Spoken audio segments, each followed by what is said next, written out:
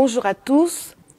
Le président Alassane Ouattara, profondément affecté par le décès de son fils Amadou Gon Coulibaly, a consenti à faire le sacrifice d'être le candidat du RHDP.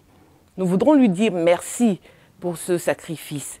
Comme nous le savons, le bilan du président Alassane Ouattara est largement positif. Il est aujourd'hui un repère pour toute la jeunesse, un repère pour le peuple ivoirien, par son acharnement au travail, par son degré de sagesse. Nous voudrons, au nom de tous les militants du RHDP, dire merci au président Alassane Ouattara d'avoir accepté de revenir à nouveau dans l'arène et de se battre pour le RHDP, de se battre pour tous les Ivoiriens. Aujourd'hui, nous allons aborder les avancées du président Alassane Ouattara au niveau de l'éducation nationale. Nous avons des avancées au niveau des infrastructures et des effectifs des personnels de l'éducation nationale. Il y a également des avancées au niveau de la modernisation de l'administration de l'éducation nationale. Nous noterons des avancées au niveau de l'organisation des examens scolaires et de l'orientation des enfants. Des avancées également au niveau de la promotion des personnels de l'éducation nationale.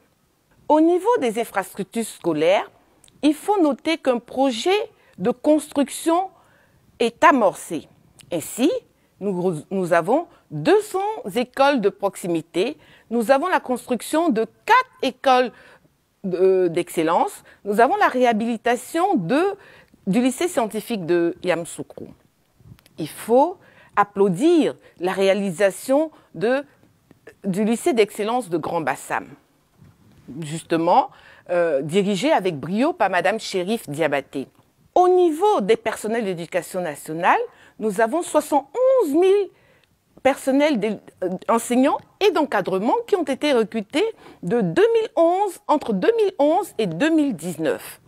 Au niveau de l'administration, il faut noter une modernisation à travers les techniques d'information et de communication, c'est-à-dire les inscriptions en ligne au niveau des concours ou bien des examens scolaires, les inscriptions en ligne à la rentrée scolaire.